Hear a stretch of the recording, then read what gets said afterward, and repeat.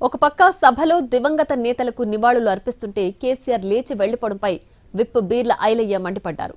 దళిత స్పీకర్ని అధ్యక్ష అనాల్సి వస్తుందనే కారణంతోనే కేసీఆర్ లేచి వెళ్లిపోయారని విమర్శించారు. ఒక్క నిమిషం మాట్లాడడానికి ఆయనకు మనసు రాలేదని అన్నారు బీర్ల ఐలయ్య. కనీసం ఆ దొరకు చనిపోయిన వాళ్లకు నివాళులర్పించాలనే సోయి కూడా లేదు. ఒక దళిత స్పీకర్ ఉంటే కనీసం అధ్యక్ష అని అనాల్సి వస్తుందని అంటే దళితులంతా అంటే చిన్న చూపు. అసెంబ్లీలో ఒక నిమిషం మాట్లాడడానికి అధ్యక్షాన్ని మైకాడడానికి కూడా ఆయనకు నోరు రాలేదు.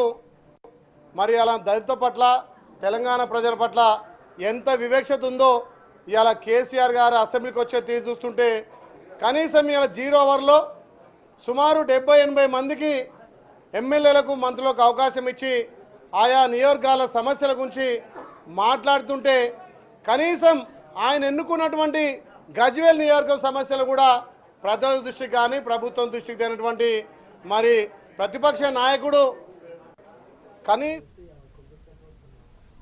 సీఎం రేవంత్ రెడ్డి సభలో కేసీఆర్ దగ్గరికి వెళ్లి పలకరించడం హుందా రాజకీయాలకు నిదర్శనమని అన్నారు విప్ బీర్ల ఐలయ్య. ఇది తెలంగాణ సాంప్రదాయమని, ఇది ప్రజా పాలనకు గీటురాయి అని అన్నారు. స్పీకర్ని అధ్యక్ష అనలేని ప్రతిపక్ష నేత కేసీఆర్ అని విమర్శించారు.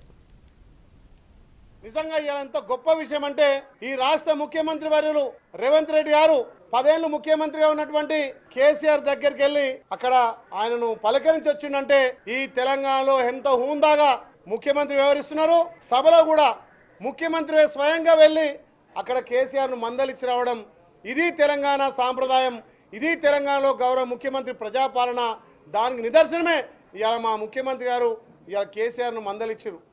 కనీసం అధ్యక్ష అని అనడానికి నోరు రాని ఇలా కేసీఆర్ ప్రతిపక్ష హోదా ఎందుకు, అసలు నీకు ఆ సభ్యత్వం ఎందుకు అని చెప్పి మేము తెలంగాణ ప్రజల తరఫున ప్రశ్నిస్తున్నాం.